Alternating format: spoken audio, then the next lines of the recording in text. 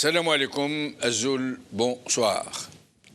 Le factuel, comme on dit, est extrêmement fourni par les temps qui courent.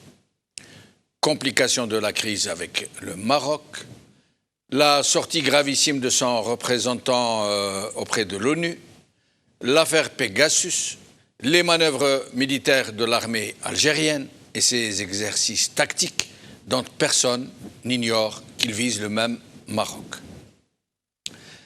Mais s'il n'y avait que cela, à l'intérieur du pays, les conflits d'influence au sein du régime et les luttes intestines qui le secouent et même qui le déchirent laissent augurer d'une très grave détérioration à très court terme et qui sera très certainement démultipliée par une crise économique d'envergure qui va sans l'ombre d'un doute s'abattre sur tout le pays et tout particulièrement sur les couches sociales les plus défavorisées dans un premier temps avant sa généralisation à toutes les catégories sociales et dans tous les secteurs de la vie économique du pays. C'est dire toutes les sombres perspectives pour un pays qui est en train de vivre ces derniers mois de relative quiétude sociale.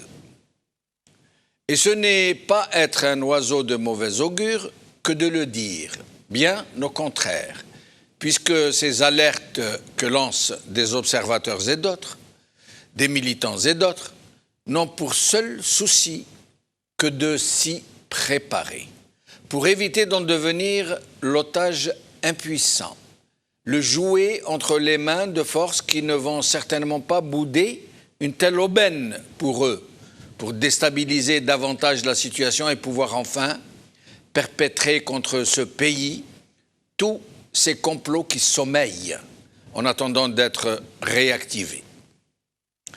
De très nombreuses déclinaisons sont sur la table, de scénarios divers, pour faire éclater l'Algérie, pour des motifs et d'autres, aussi inavoués qu'ils sont réels. En Algérie même, des forces tapies dans l'ombre et qui attendent leur heure se préparent à tout mettre en œuvre pour tenter de recomposer des équilibres en place et réaménager le pays en fonction de leurs seuls intérêts, de leur seule vision, qui ne tiennent aucun compte de l'indéfectibilité de l'Algérie dans sa configuration territoriale actuelle. C'est dire. Et c'est à tout cela que le peuple algérien devra se préparer.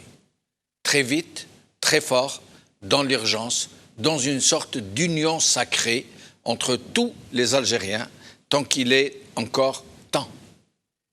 De très sombres lendemains qui annoncent une situation très difficile et à laquelle nous devrons nous préparer de toutes nos forces. D'abord, pour évacuer ce régime mafiocrate qui ne pourra pas défendre le pays et qui, bien au contraire, risque de le plonger dans une folie suicidaire, juste pour se maintenir.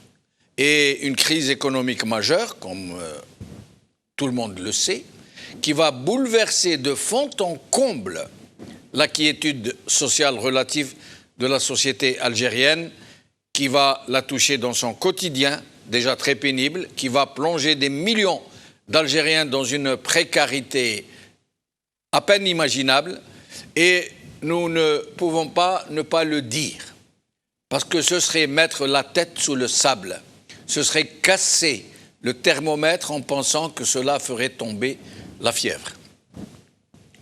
Les Algériens, tous les Algériens, n'ont donc pas le choix. Ils doivent s'unir, se souder très fortement les uns aux autres, faire front contre la déferlante qui s'annonce et qui sera démultipliée par la présence à la tête du pays d'un système incapable de redresser la situation. Incapable de redresser la situation. Il en est de même pour nos voisins marocains, dont nombreux n'imaginent même pas les répercussions de ce qui sera la crise algérienne sur leur propre système. Une complication de la situation en Algérie provoquera, sans l'ombre d'un doute, une onde de choc qui pourrait ébranler tous les pays de la région et qui pourrait avoir des effets très négatifs, y compris sur l'autre côté de la Méditerranée. Et c'est bien pour cela qu'il ne faut pas applaudir à des actions et à des déclarations irréfléchies, irresponsables, qui se paieront très cher à tous les coups et par tous les peuples de la région. À Dieu ne plaise.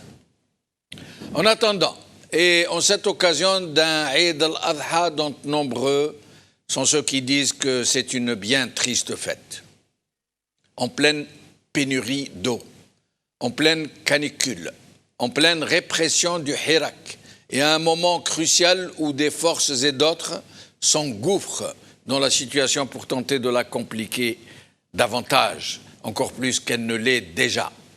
Les Algériens continuent de vivre ou de survivre, de tenter la harga, de s'endetter pour offrir le mouton à leurs enfants, malgré tout, de tout faire pour joindre les deux bouts, de s'ingénier à trouver un peu d'eau, serait-ce pour se laver, et surtout de tout faire pour garder le moral. Parce que le désespoir est mortel. Les Algériens tiennent bon. Et ils resteront vent debout contre ceux qui ont infesté leur vie. Ils le resteront jusqu'à la libération de leur pays et l'avènement d'un véritable état de droit.